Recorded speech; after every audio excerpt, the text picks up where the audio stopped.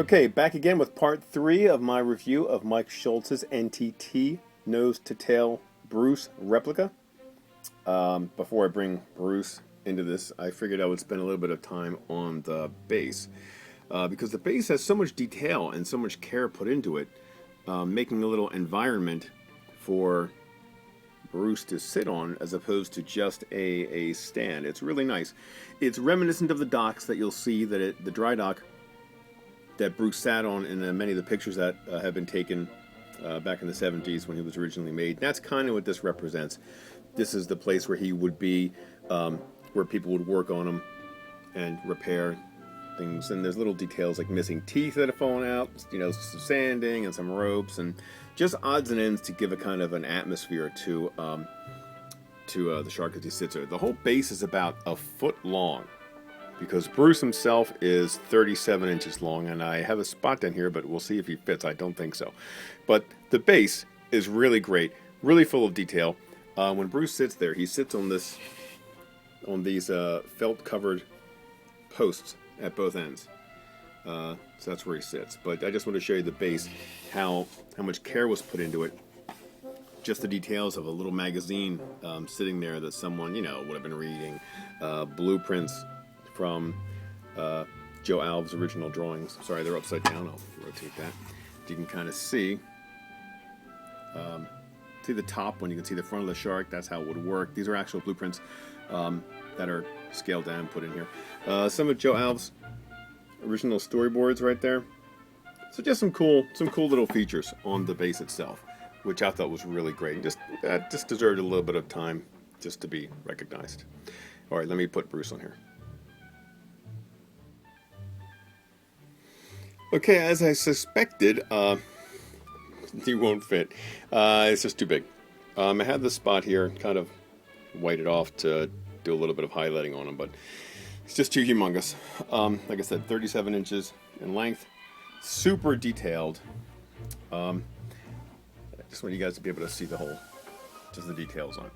And again, this is very much a correct replication of the shark from Jaws of Bruce. Very well made. I mean, it's incredible. There's been several other companies who have tried to make replicas of the shark but have failed miserably. And that's why I really wanted this one, because this is just fantastic. It's just such a true representation. And if you're a fan of the film, you know that Bruce has a certain look to him. A certain kind of shape to his head, his face, that is not just like a normal great white.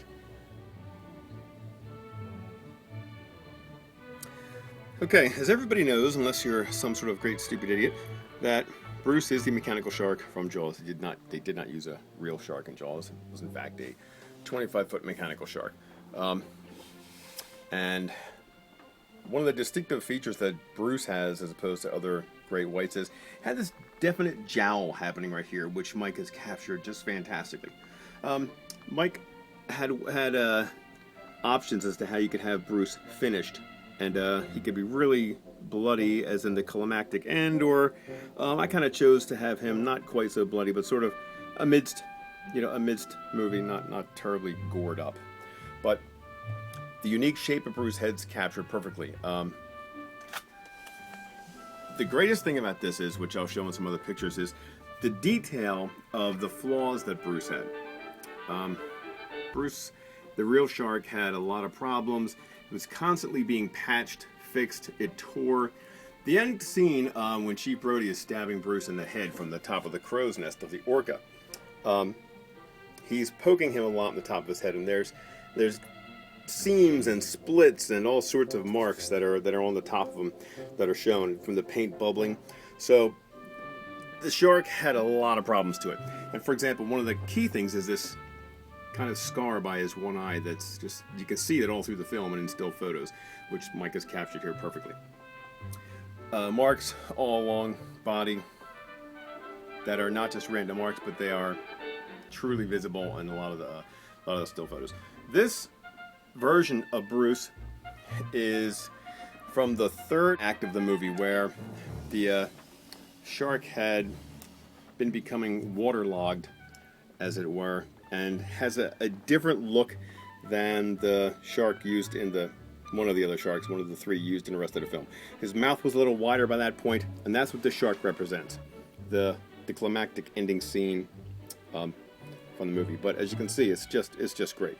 It's fantastic.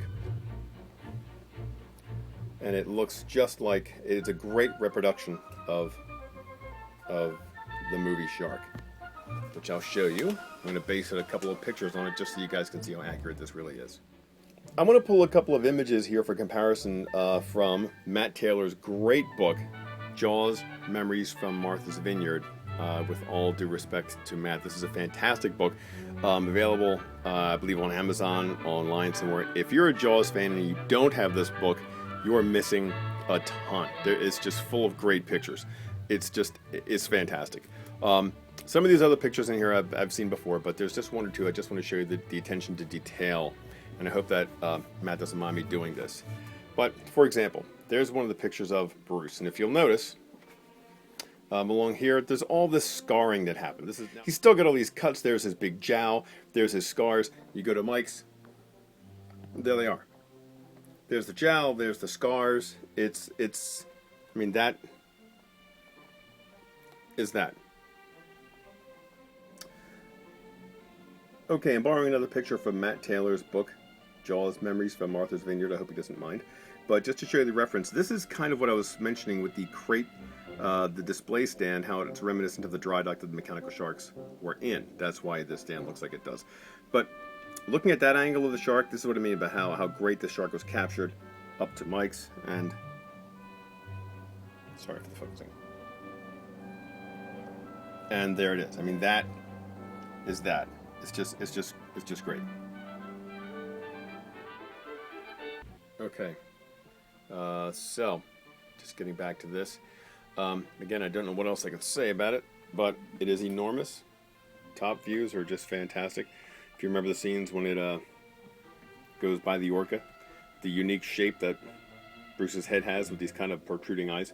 So when it goes past the orca, kind of does one of these things. They look at how big it is, all the way back to the tail. I mean, this thing is not lacking for detail, nor is it lacking for size. But that's a great shot. Sometimes I'm looking at this thing and I'm kind of trying to put it in positions that I recall. Even the shot of coming up from the to attack the orca. The shots of the cage being rammed. And when you get in these certain positions, as it's coming toward the cage, or even coming through to Brody through the window, is this front nose. The nose has a scrape on it. That's just the attention to detail. The big, huge fins.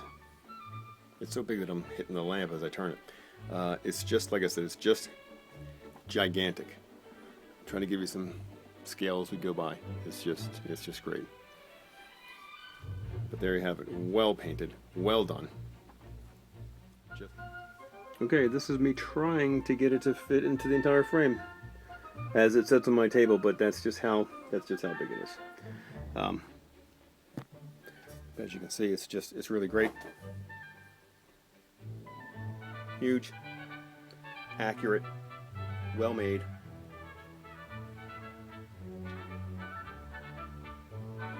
And there you have it. Take some pretty nice close-up shots.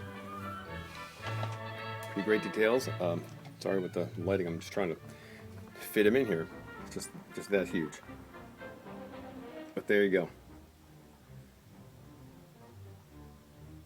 Again, thanks to Matt Taylor for letting me use a couple of images here just to show you guys from his book, Jaws, Memories from Martha's Vineyard. It's on Amazon. And if you are a Jaws fan and you don't have it, I know there's a hardback, but there's also a soft cover you can get. It's very affordable.